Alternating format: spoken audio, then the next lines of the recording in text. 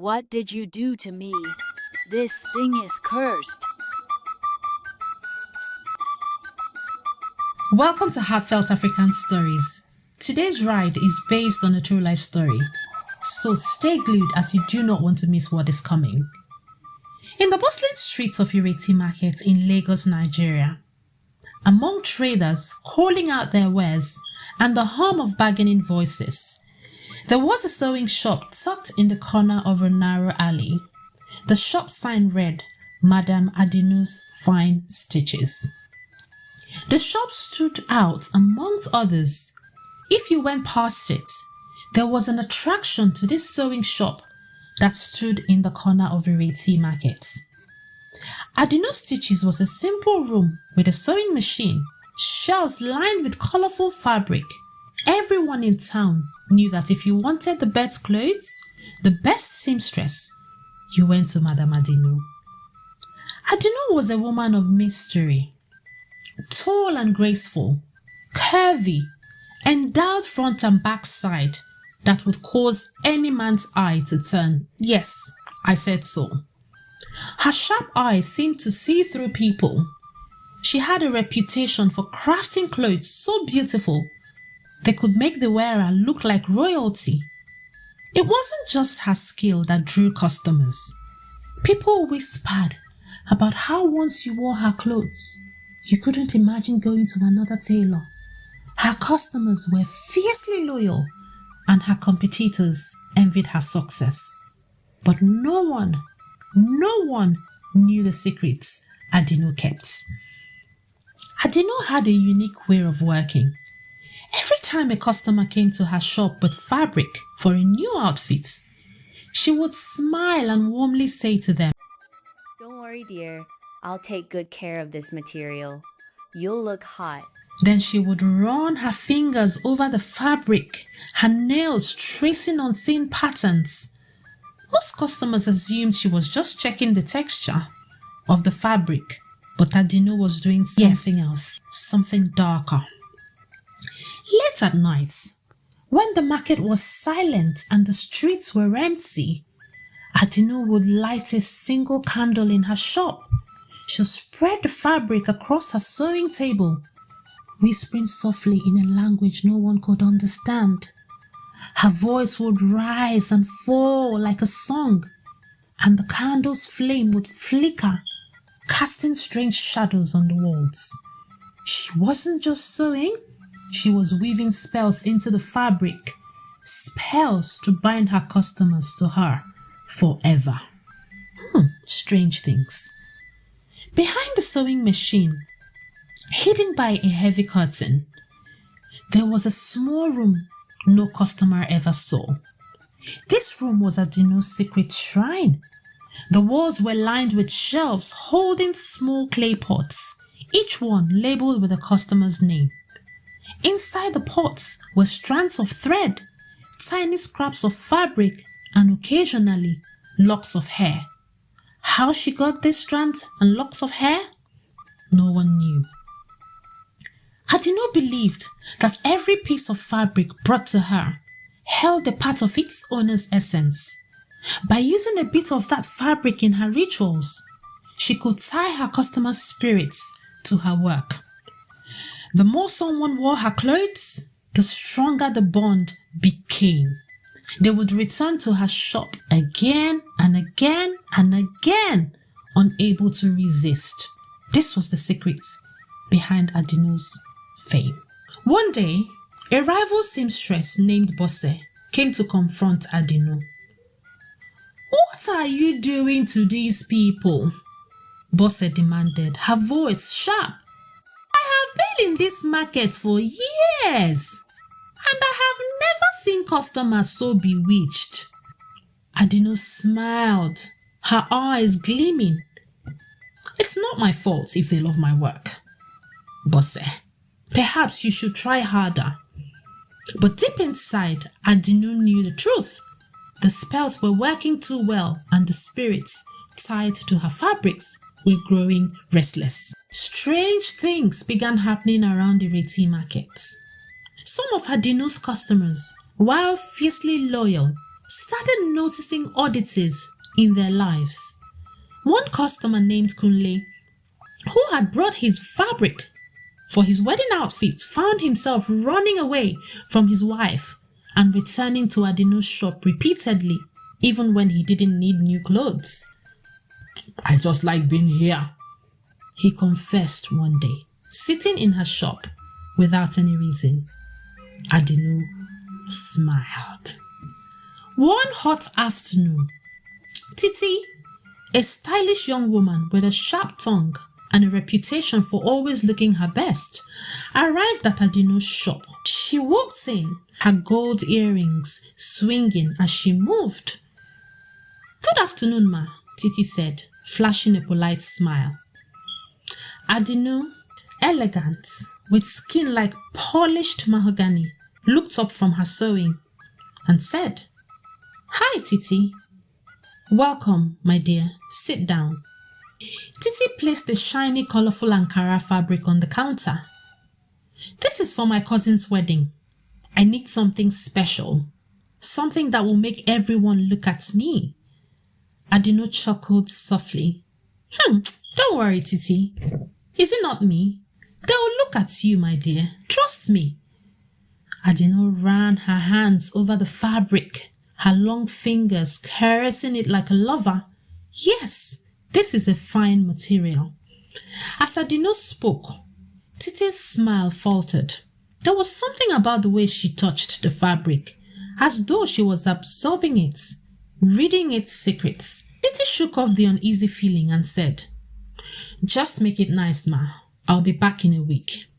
Adino nodded, her lips curling into a smile that didn't quite reach her eyes. "You'll be pleased," Adino said. That night, Adino waited until the market was empty. She locked her shop and pulled the heavy curtain that concealed the back room. Behind the curtain was her shrine. The clay pots on the shelves seemed to glow in the candle lights, each one labeled with a name. Titi Adewale, Kunle Obafemi, Madam Bisi, Johnson. There were lots of names. New names were added as her customers came and went, but the older pots never left. Adino placed Titi's fabric on the table. She lit a candle and began chanting softly in a language no one spoke anymore. Her voice rose and fell, weaving through the air like a haunting melody. As the fabric shimmered in the flickering light, she pricked her finger with a needle and let a drop of blood fall onto the fabric. The flame of the candle sputtered, and the shadow seemed to ripple through the room. Adino's lips moved faster, her words blending together until they were almost like a hum.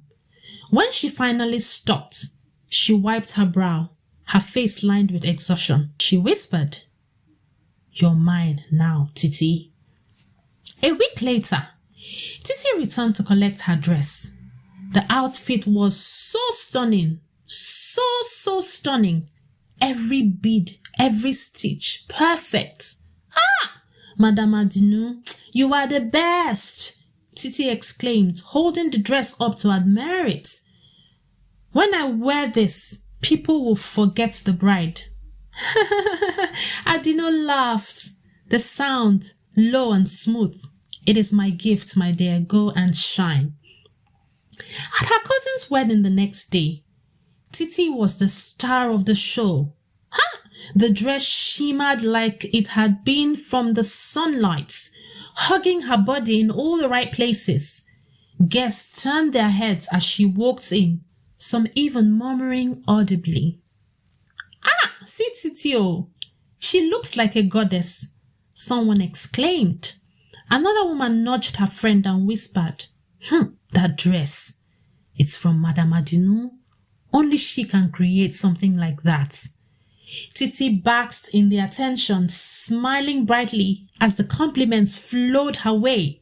Even the bride gave her a begrudging nod, though her eyes lingered on the dress with some jealousy. But as the day wore on, Titi began to feel strange. Her head throbbed faintly, and an odd warmth spread through her body. At first, she dismissed it. I will be fine, guys. It is just this Lagos heat. However, as night fell and the wedding festivities moved into a full swing, the strange sensations grew worse. Her chest felt heavy, her heart beating too fast, her vision blurred momentarily, and she stumbled as she danced on the floor. "Titi, are you okay?" a friend asked, steadying her. Yeah, I think I just need some rest and some air. Yeah, Titi muttered, her voice unsteadied. She stepped outside into the cool night air, hoping to calm herself. But instead of feeling better, she felt a pull. It was faint at first, like a thread tugging at her core. Her legs moved involuntarily, guiding her to the edge of the garden where the trees cast long shadows in the moonlight. "Ah, what is happening?"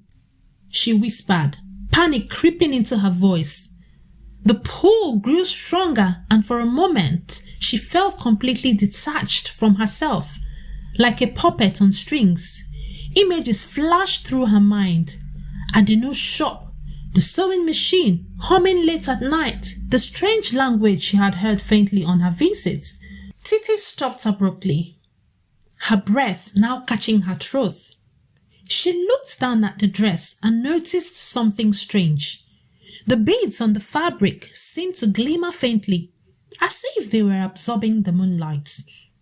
The stitching shimmered unnaturally, and she swore she could feel the threads shifting against her skin, almost like they were alive.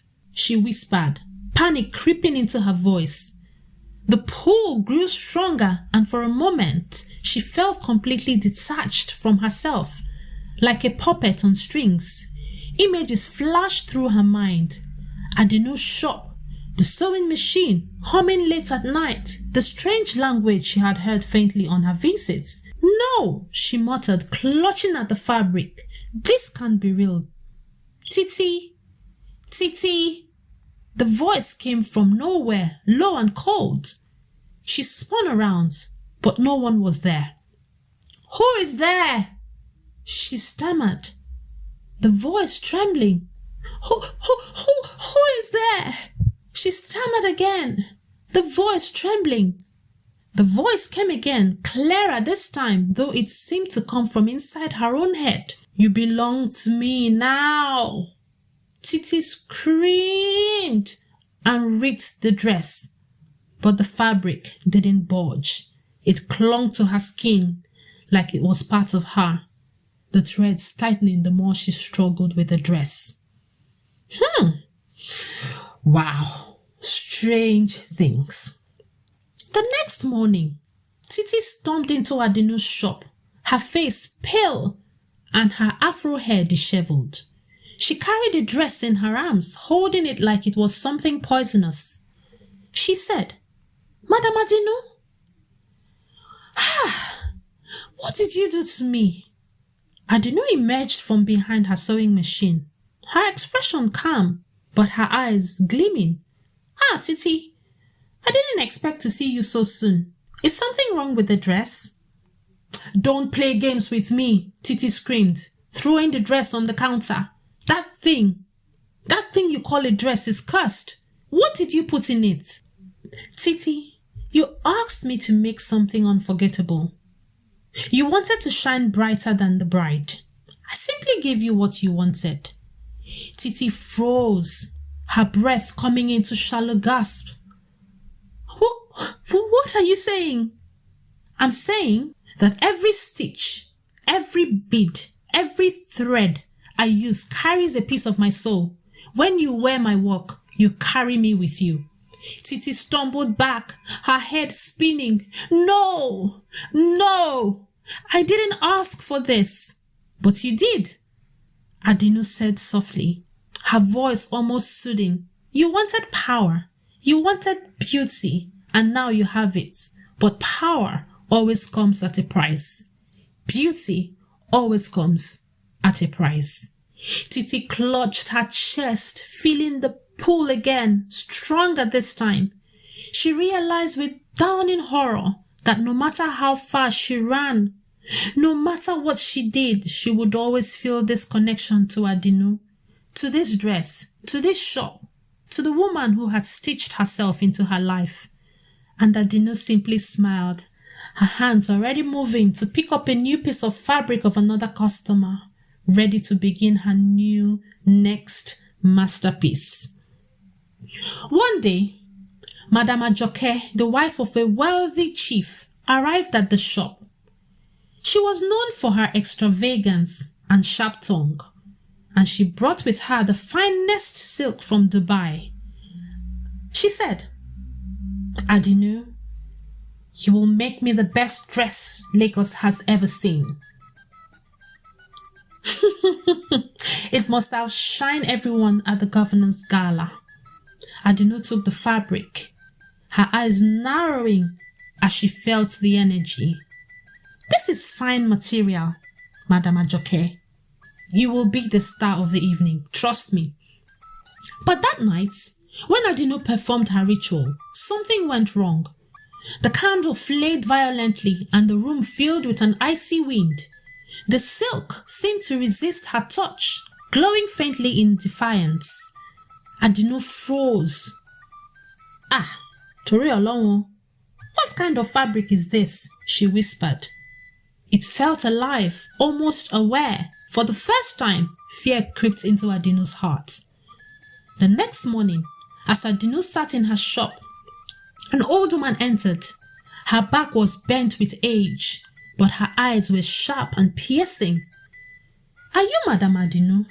the old woman asked, her voice thick with authority. "Yes," Adinu replied cautiously. "How can I help you?" The woman leaned in close. "I know what you're doing, child. The spirits you bind will not stay silent forever. You cannot take from them without giving back. They will demand their dues." Adinu's face hardened. "I don't know what you're talking about." The old woman chuckled, a dry, raspy sound. "You will, when the time comes. You remember my words." That night, Adinu's worst fears came true. As she walked on Madam Adunni's dress, the fabric began to unravel on its own, the threads twisting into shapes that looked like faces, screaming angry faces. The candlelight flickered and the shadows danced on the walls. "You took too much," the shadows whispered. "You will pay." Adinu tried to sew, her hands trembling, but the needle wouldn't obey her. The spirits she had been working with were breaking free. "Please, please," Adinu whispered, tears streaming down her face. "Just give me some more time." But the whispers only grew louder, their voices like a storm in her ears. By morning, Adinu's shop was empty. Her customers came looking for her, but the door was locked and the curtains were drawn. Some said they saw her walking in the night, carrying nothing but a single thread and a needle. Others swore they heard her crying, her voice carried by the wind. Ireti Market never saw Madam Adunni again. Her shop remained closed, the sign fading further with each passing year. But the stories lived on, whispers in the corner and dark alleys. They said her magic had turned on her, that the spirits she bound had taken her away. And in the quietest hours of the night, if you listen closely in Ireti Market, you could still hear the hum of a sewing machine, stitching together the threads of a story no one dared to forget. I'll see you in my next one.